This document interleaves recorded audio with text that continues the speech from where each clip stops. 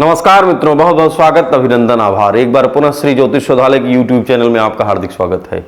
जो व्यक्ति हमारे चैनल पर नए हैं, हमारे चैनल को सब्सक्राइब कर लें और बेल बटन को जरूर दबाएं, जिससे कि आगामी जो भी हमारे एपिसोड आते रहते हैं आपको तुरंत ही उसका नोटिफिकेशन प्राप्त हो जाए। तो आज हम बात कर रहे हैं संतान प्रतिबंधक योग की।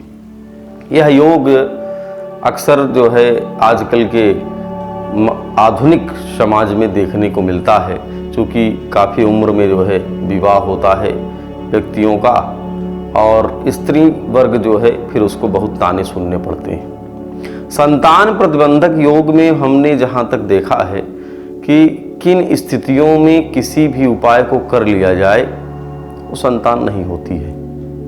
बाकी परमात्मा की इच्छा तो किसी को भी कुछ भी दे सकते हैं, लेकिन जहाँ तक ज्योतिष की बात है, ज्योतिष में हमारे जहाँ तक विषयांतर हुआ है, जहाँ तक हमारे कुंडली विश्लेषण में रिसर्च में आया है, ये देखा गया है कि पंचम भाव का जो मालिक है पंचमेश, वो दो स्थितियों की मैं चर्चा करूंगा, विषयांतर न होने पाए। तो ये जो दो स्थितियां हैं, इनमें अगर ये स्थितियां किसी की कुंडली में बन रही हैं तो वो लाख उपाय कर ले, होता नहीं उसको कोई संतान। अब पहली स्थिति क्या है, और अगर हो भी जाता है तो उसको कन्या संतान होती है और पुत्र संतान तो बिल्कुल प्राप्त उसको नहीं होती है। अब ऐसी स्थिति पंचम भाव का मालिक, अर्थात अगर पंचम भाव का मालिक 6, 8, 12 अशुभ भाव में बैठ जाए और उसका जो पंचमेश है वो 6, 8, 12 में तो बैठे ही, उसके साथ में वो किसी पाप ग्रह के साथ युति कर रहा हो। पाप ग्रह अर्थात शनि, राहु, केतु के साथ युति कर रहा हो।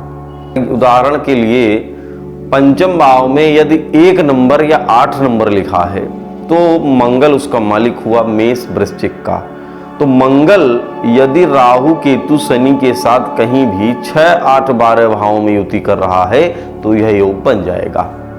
ऐसे ही अगर 2 नंबर 7 नंबर लिखा है, अर्थात तुला या वृषभ राशि है, वहां पर उसका मालिक शुक्र हुआ। शुक्र अगर शनि, राहु, केतु के साथ 6, 8, 12 में बैठ जाए तो यह योग बन जाएगा। इसी तरह कन्या, बुध अगर कन्या है और मिथुन है तो बुध उसका मालिक हुआ। बुध अगर 6, 8, 12 में शनि, राहु, केतु के साथ युति करे।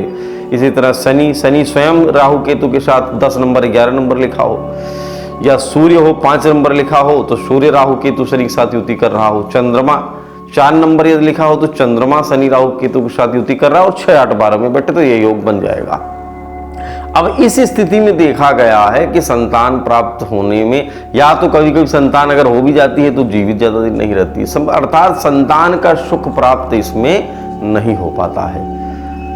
और इसके लिए कोई विधान भी नहीं है, कोई उपाय इस तरह के व्यक्ति जो है दे देते हैं, लेकिन उसका कोई कारगर हमने अभी तक देखा नहीं कि सिद्ध होते हुए।